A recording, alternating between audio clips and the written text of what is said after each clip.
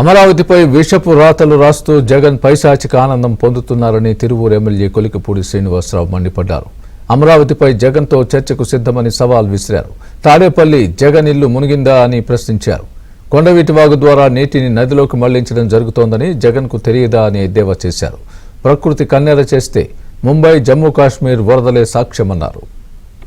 అమరావతి ముంపు గురించి వైసీపీ చేస్తున్న ప్రచారం పచ్చి అబద్ధం. ఒకవేళ అమరావతి ముంపు ప్రాంతం అని వైఎస్ఆర్సీపీ చెప్పేటట్లయితే జగన్మోహన్ రెడ్డి అక్కడ ముంపు ప్రాంతంలో ఎందుకు ఇల్లు కట్టుకున్నాడో చెప్పాలి.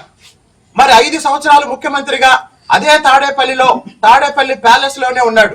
ఎన్నిసార్లు మీ ఇల్లు మునిగిపోయింది? ఎన్నిసార్లు మీ ఇంట్లోకి నీళ్లు వచ్చాయి?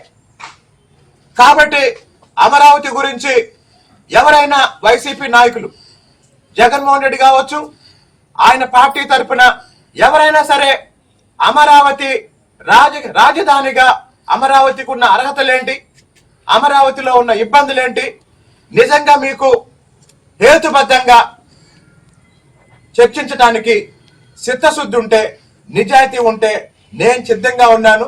జగన్మోహన్ రెడ్డి గారికి సవాలు విసురుతున్నాను.